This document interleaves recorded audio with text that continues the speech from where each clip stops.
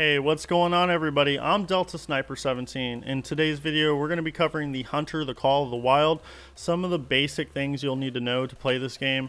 Also, if you enjoy the content in the video, hit that subscribe button to my YouTube channel, and also I stream on Facebook Gaming. Without further ado, let's dive in. So this is what the main menu looks like of the Hunter, the Call of the Wild. It's a really good game, and there's a few things that you can do. What I normally do is I'm just playing on single player for the most part, but there is an option to play on multiplayer. So when you hit continue, that puts you at the last spot you were at on the last map that you were on. And so that's just a quick way to enter the game. But if you're starting out new, you would obviously go to new game, and then you could select your reserve. So if you go to select reserve, there's this hunting map in Germany, and then the next one is Leighton Lakes, and it gives you a brief description of the map. It also tells you the kind of animals on the bottom that are going to be in the map. So you can go through each map and decide on what animals you want to go hunt. These are all DLCs. This is a DLC, this is a DLC. That's a DLC. This is what it looks like. If you haven't bought in the map, this is what it's going to look like. This was a DLC. I'm not sure if this was or not. I know this was. So, you know, there's only like 1 or 2 maps that they give you. Everything else is DLCs. And they're like $8 a piece. So it just depends on how much you enjoy the game. If you go to multiplayer, you can look at all the different server names, the amount of players on each server. And then it tells you what the reserve name is. You can, you know, make specifications or different selections on what map you want to play on, or you can just go to all. So if you want servers that are close to you, you do this, and then, you know, obviously the distance increases. So downloadable content, you go here to purchase your DLC material, and then the settings is you can adjust your settings from in here. I have my active track set to yellow, which is essentially like you track an animal and then its footprints, its paw prints, its tracks are going to pop up yellow or whatever other color you set. The Hunt Club Beta, so this is a good thing to have enabled. It allows you to get points for doing a series of challenges, and they'll tell you that in the game of what those challenges are. So if I hit continue, it's going to load the game. And then let's see, if I press the start button and then I go to the Hunt Club Beta down here, it will show you the challenges. So the daily challenge, the weekly challenge, and the community challenge. But right now it doesn't appear like they're showing anything. So yeah, that's the main menu. Hey there, what's up? This is Delta Sniper 17. In today's video, we're going to be going over the Hunter, the Call of the Wild. Right now I'm just on the Cuatro Colinas map in Spain, and it's a great place to go hunting within the game. And we're going to be just kind of going over some of the tips and tricks, some of the things you need to know about the game, and all those kind of things. So starting off, as you can see below me, there's a compass, and then there's a little heart beating. There's a circle, and then there's a volume control or a volume speaker thing below that. And then also the thing right beside the cell phone is a little hexagon of a frisbee, if you will, or an object being thrown. And so all that does is essentially it zeroes your gun. So you can zero your gun. So watch. You can press the RB button, and it will change the number below it. So that 75 meters, that means I'm zeroed at 75 meters. And then, you know, so if an object is 75 meters away from me, that's where the bullet will hit essentially. And then 300 meters and 150, those are the 3 options. So that brings me to my next tip, if you will. And that is that little circle that's right beside the little microphone, or the little speaker, I should say. That little circle by the speaker right there, that is an eyeball. So that's how seen you are. So if the eyeball or the circle is below the line like that, that means that you're not really that visible. You're just kind of visible. You're partially visible. If you're moving around like that, the circle opens up, and then you are very visible. If you lay down, then that means you're not visible at all. So that's just how that works. So one other thing I wanted to mention is that that green cone right there on the compass represents your scent trail. So whichever direction the green cone is pointing, all animals in that vicinity are going to be able to pick up your scent. So that can definitely scare them away. That's why it's important to use the scent eliminator. I just wanted to add that in. So the last little icon I wanted to cover on the bottom right icon area is the heart. So what the heart represents is your heart rate. So the faster your heart rate, the more you're going to wobble when you're aiming down your scope looking for that target. And when you're wobbling all over the place, it's going to be harder to hit that target. If your heart rate is slow and it's calm like it is now, it's going to be white. If it's sporadic, it's going to be red. So I'll give you a detailed example of how this can severely affect you. If you're running and jumping like this, that's going to cause your heart rate to go up. So as you can see right there, it's slowly starting to speed up, and now it's all red. So when I aim down to take a shot at something, pretend that tree is an animal, it's all over the place. It's wobbling all over the place, and that's a bad thing. It's harder to hit the target like that. Let's let it calm down a little bit. So it's white and calm right now. If I'm aiming down the scope, I'm going to be fairly calm with not a lot of wobble, which is what we want when we're taking a shot. When you hold your breath in, that holds you still completely, and that's perfect for taking the shot. But say the animal moves and you don't have enough time to breathe in and you lose your breath, your heart rate's going to go through the roof, and it's going to be so hard to hit that target. So it's important to line up your shot and make sure you hit it the first time. That way you don't get that wobble effect from a increased heart rate. You have your standard rifle. You can pick different rifles if you want, but right now I'm using the 6.5 Creedmoor. That's probably my favorite for medium game to big game.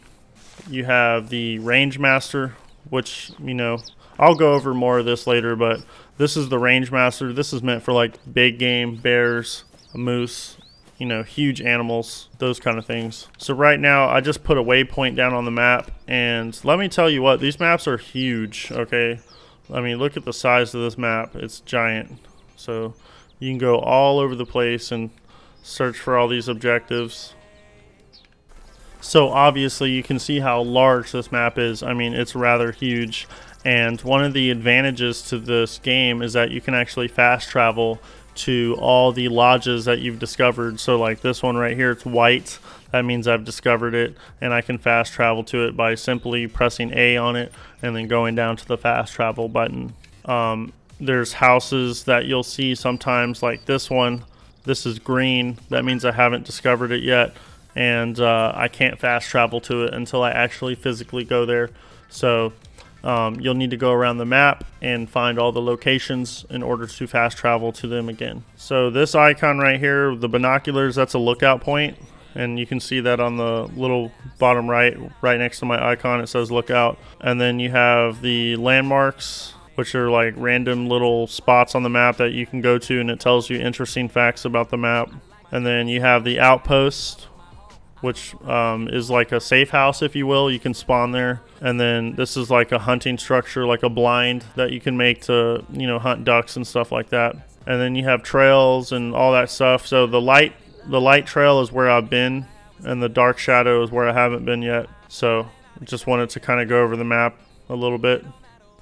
So this is what the base camp looks like of any lodge. So this is a lodge, if you will, and it's marked on the map with that little house right there. So you can't really see because my character's on it, but there's a little house right there. That's an outpost. Here's another outpost. So that's what they look like. And so each outpost is very similar in a lot of ways. They always have a cache that you can buy weapons at. You can access your storage of all the weapons you own and ammo that you own. You can adjust the character from here, or you can go to your garage and get a vehicle. So that's the cache. And then you interact with the door, go in it, and then you can sleep here by pressing the X button or this square. and then you can adjust the time on what time you want it to be. If you decide to change the time, it's going to cost $250, as you can see below. Yeah, and so that's essentially what an outpost is. There's really not much more to it. There is a little board over here I believe you can read, but it doesn't really provide any gainful information. So one of the things my friend always told me in this game is to make sure to travel with your binoculars out in your hand.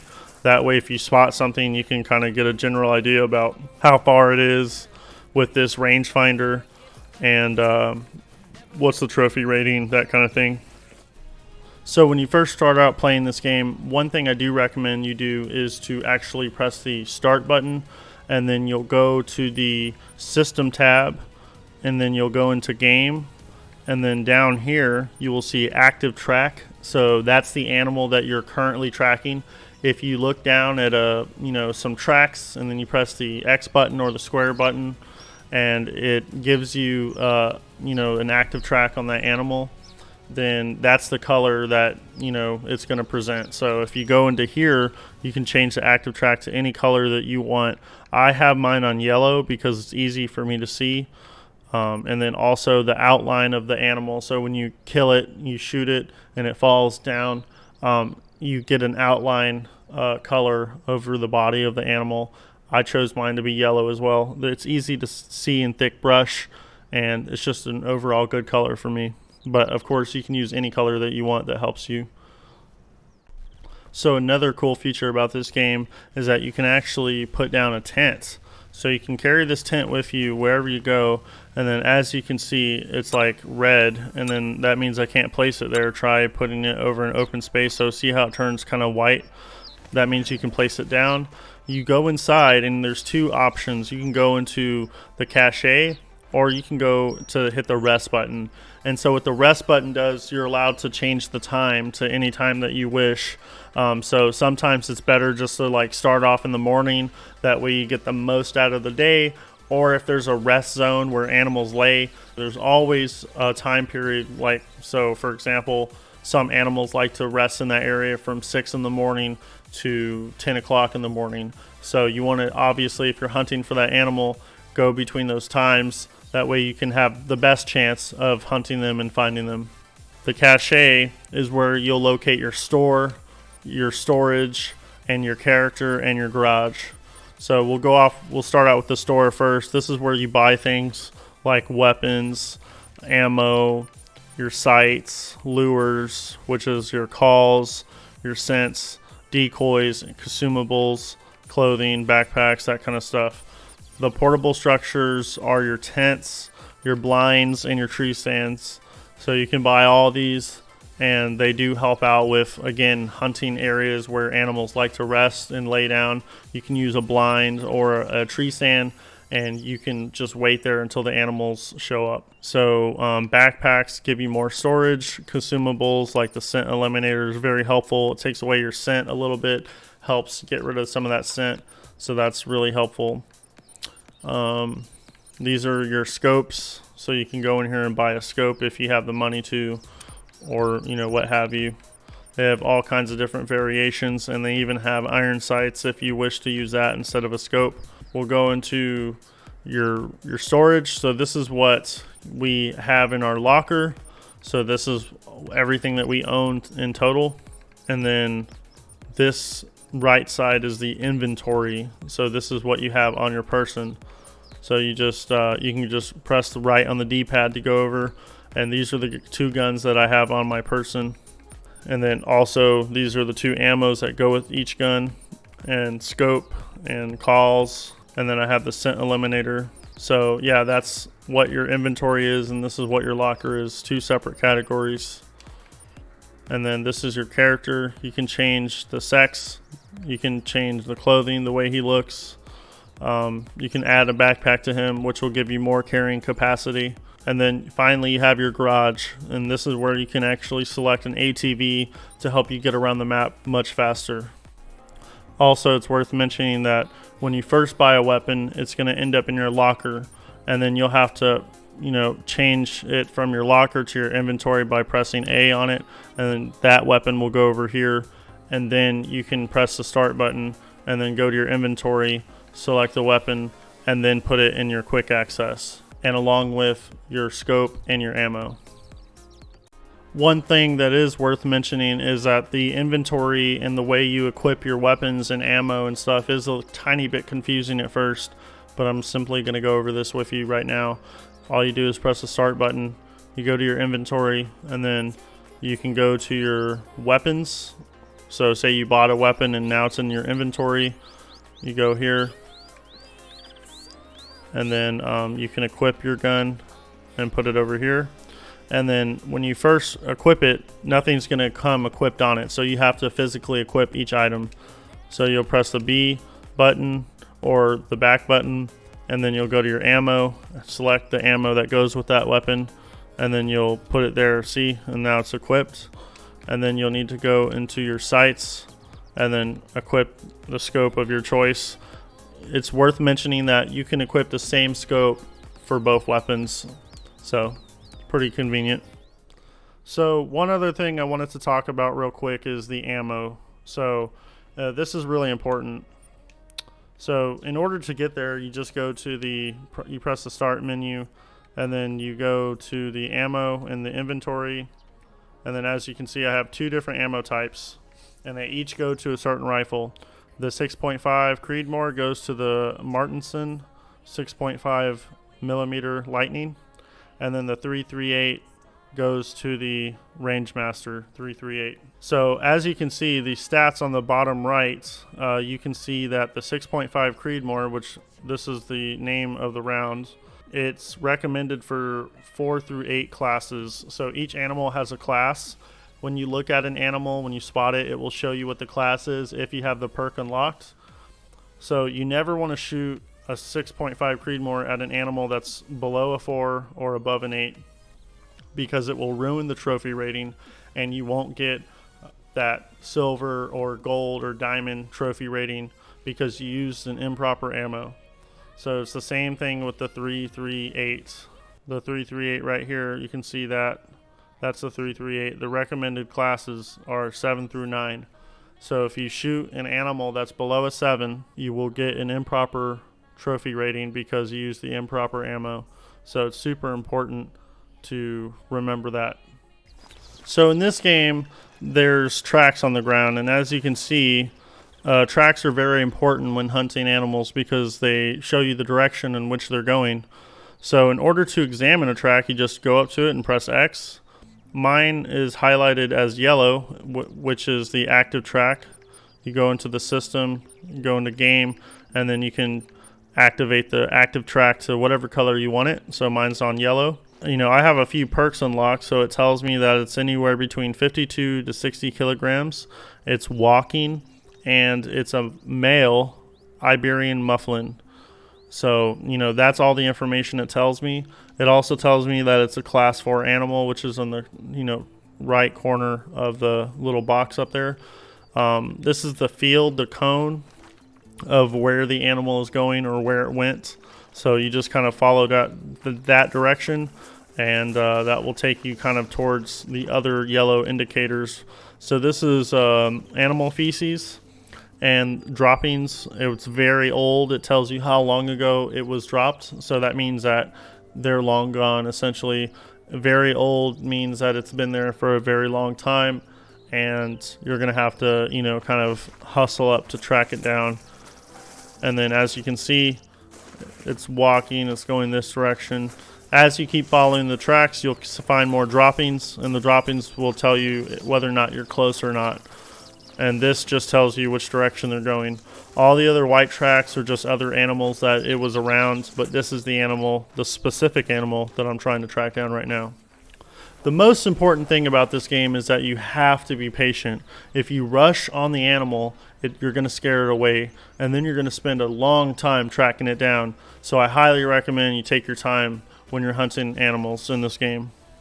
But the level 4 is a really nice one. It's not a diamond, but it's a gold. And we're going to set our 0 to 300, as you can see right there. I want to see what that other one is.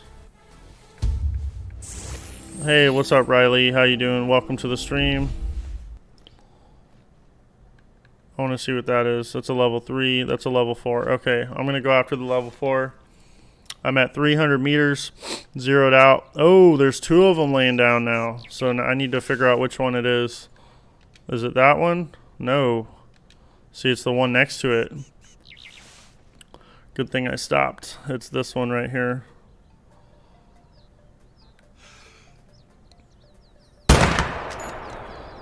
That was a hit, I believe. There's a lot of them. So let's go find out. So right now, I'm going up to where I last shot the animal, and I'm trying to find out if I got a vital hit on it. So a vital hit is pretty much a bullet that goes into any vital organs, such as the heart, lungs, liver, or the spinal cord. So as you can see right here on the top right corner, it says blood trails, blood splatter, no organs hit just now. So that's not good. That means that I didn't hit a vital organ, and that means that I'm not going to get the full trophy rating for it. But as you can see, the animals are all right there, and we're about to take some pop shots at these fools here in just a moment. Okay, so there's a big guy right there. Okay. I hit one. You gotta wait for that heart rate to go down, otherwise you're gonna sway all over the place. Okay. Yeah, dropped him. He's done. Dropped him. Dropped him. So I just dropped 3 in a row. So I'm pretty happy with that. Let's go find our targets. See, this is one of the Iberian mufflins that I shot, and it was a bronze because of where I hit it. It would have been a silver if I would have shot it correctly. It was only a level 3, but that was not a quality shot. As you can see, you obviously want to hit them in the vital organ area, which is in the lungs, heart, liver, or spinal cord. So my overall impressions for this game are really good. I've been playing this game for about 6 months now, and I love it. It's such a fun game to play, and if you like hunting games, this is a perfect game for you. So it's on Steam right now for like, I think, 10 or 15 bucks. It's really not expensive, and it's just a really well balanced game. So if you want to play it, download it. I highly recommend it. I haven't gone over all the features this game has to offer, but I kind of just gave you a basic overview of how it all works. I hope you all enjoyed the video, and I will see you around.